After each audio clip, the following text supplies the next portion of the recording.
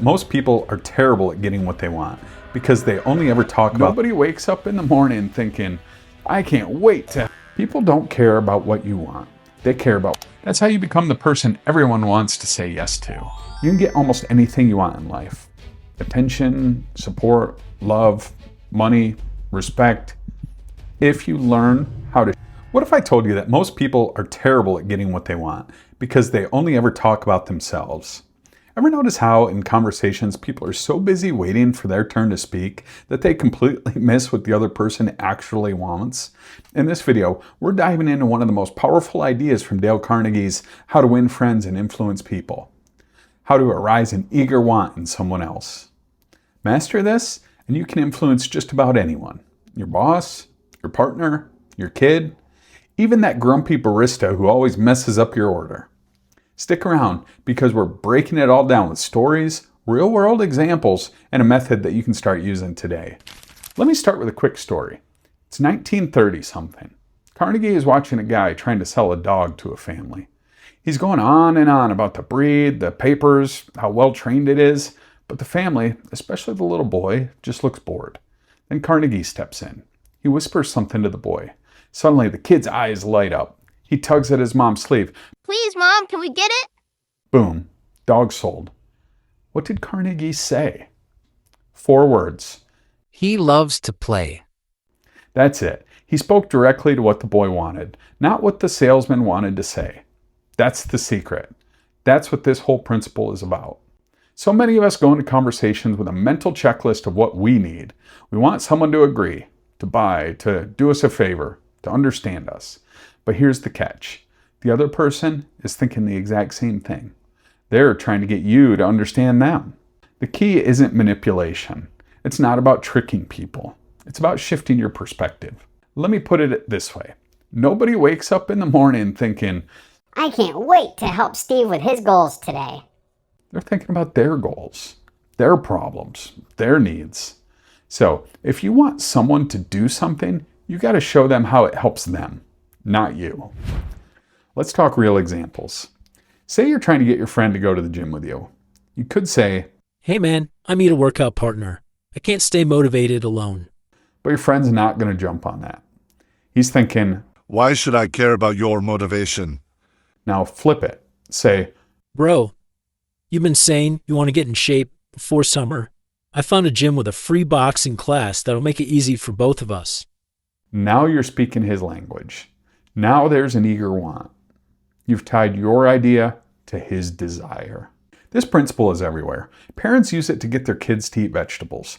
Bosses use it to lead teams.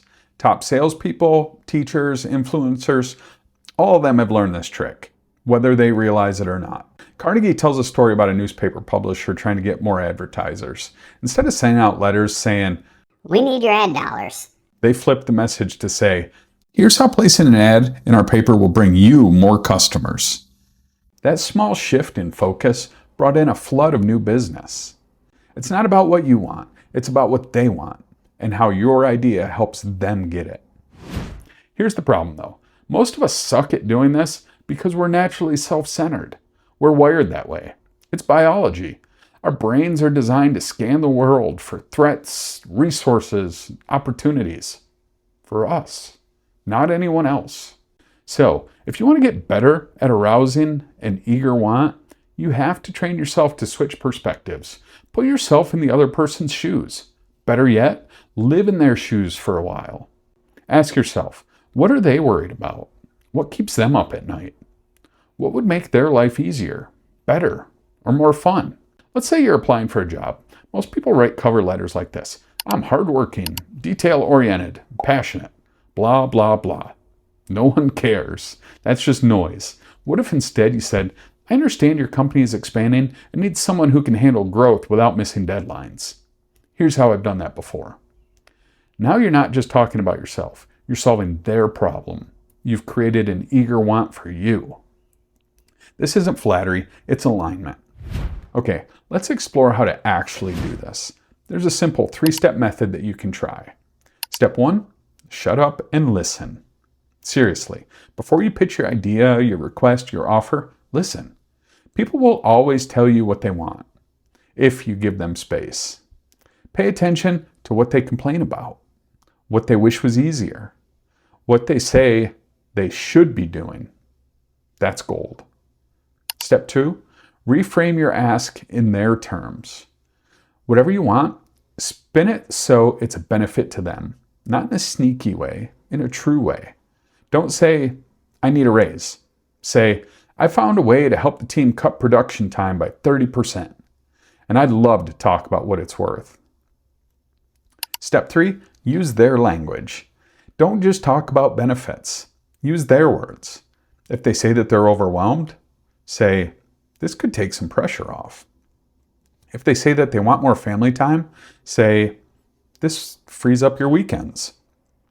Speaking their language shows empathy, and empathy builds trust. Now, here's where it gets even more powerful. When you consistently make it about the other person, they start to like you more. Not just because you're helpful, but because you're rare. Most people don't do this. Most people talk about me, me, me. When you break that pattern, you stand out.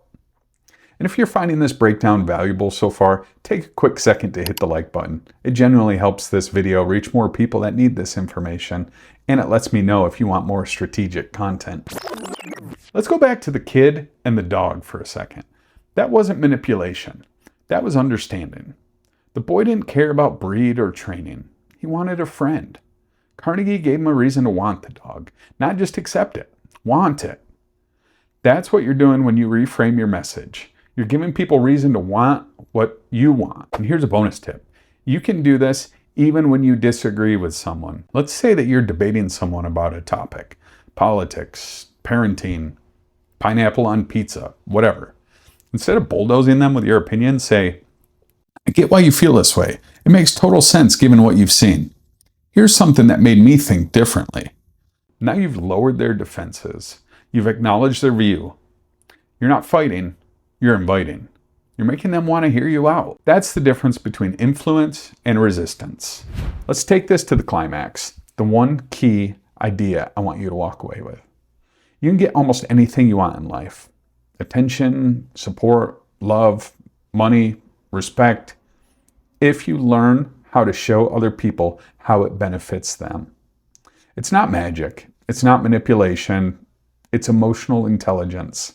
It's empathy in action. Think about the last time someone convinced you to do something. A Netflix recommendation, a new phone, a weird snack. I bet they didn't just say, you should try this. I bet they said something like, you'll love this. It's totally your vibe. Or, it made my day easier, and I thought of you. That's it. That's the formula. So next time you want something, a raise, a sale, a date, whatever, just stop, pause, and ask yourself, what do they want? Then find the overlap. Build a bridge from their desire to your request. That's how you arouse an eager want. That's how you win people over. Not just once, but again and again. Here's a quick recap. People don't care about what you want. They care about what they want. Speak in their language, not yours. Show how what you're offering helps them get closer to their goals, their desires. And always, always listen first. The clues are there. You just have to stop talking long enough to hear them. That's how you influence without pushing. That's how you become the person everyone wants to say yes to. Now let me answer some of the questions you may have. Question 1. Isn't this just manipulation?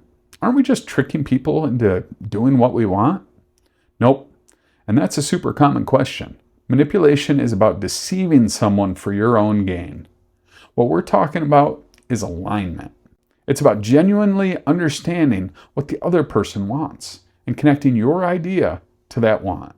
It's win-win, not bait and switch. Question 2. What if the other person doesn't want anything I can offer?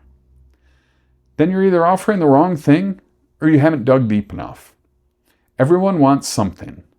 Freedom, status, security, ease, fun, love, recognition. You have to listen more, ask better questions, and figure out how what you have ties into something they care about.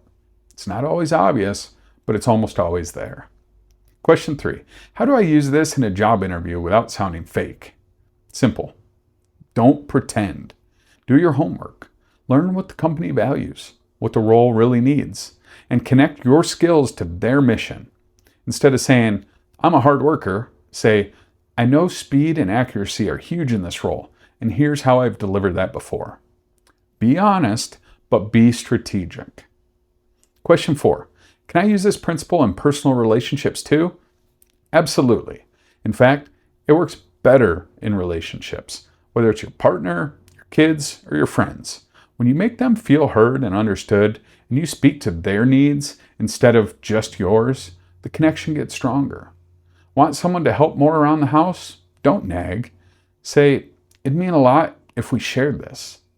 I know you've been wanting more free time too. Question 5. What if I try this and people still say no? That'll happen. This isn't a Jedi mind trick. Some people won't bite, no matter how well you align things. But if you consistently use this mindset, you'll hear yes way more often than you used to. And when people say no, at least you know you showed up with empathy and respect, which earns long-term trust, even if it's not a win in the moment. My name is Stephen Kofer. Thanks for stopping by. This channel is for anyone ready to take ownership of their future. You don't need to have it all figured out. You just need the willingness to start. And I'm here to walk with you every step of the way. Want more tips like this? Watch the next video on the screen. You're probably ruining your relationships and you don't even know it.